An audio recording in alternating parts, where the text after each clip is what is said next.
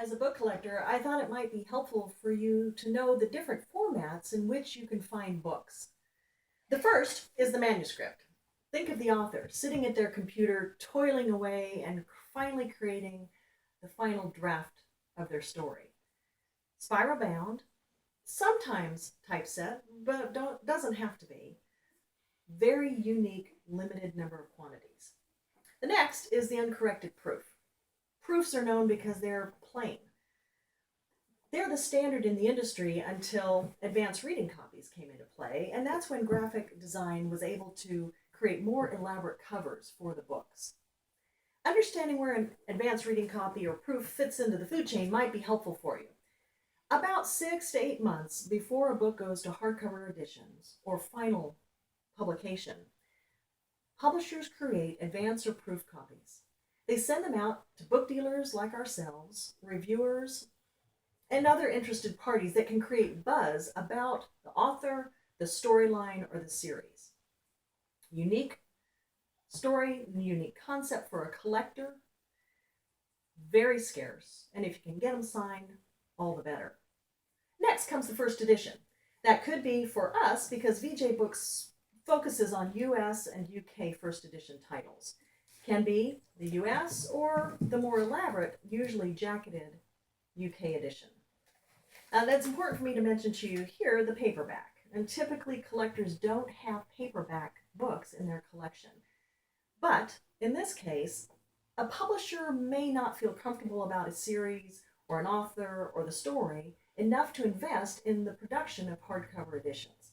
So they create a paperback. It becomes the true first edition of the book, and it sits gingerly on a collector's shelf. Frustratingly, it's not the hardbound edition that you can jacket, but it does add value to a collection nonetheless. Next are the limited editions. It might help you to understand why these types of books are so much more expensive than the other editions I pointed out. The reason is binding and scarcity. VJ Books Norwood Press creates the limited editions of Clive Cussler titles, both numbered and lettered editions. Slipcased, deluxe bindings, signed by both authors, and special deluxe bindings on the lettered. Going again for the collector's desire for scarcity, there are more numbered editions, but a limited number of editions than there are lettered editions. Then finally, is the unique or special limited edition that a publisher might create. Sometimes, and particularly the case of the Da Vinci Code, a book is so popular that a publisher will go back to press and create different formats for the collector market.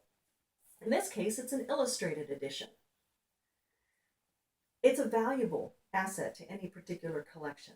And if I were to guide someone on which to collect, the manuscript, advanced reading copies, UK or US editions, limited numbered lettered editions, or illustrated editions, I would suggest that you look at what your interests are and then go from there. What is going to add interest for you in your collecting hobby and add value to your overall private collection asset?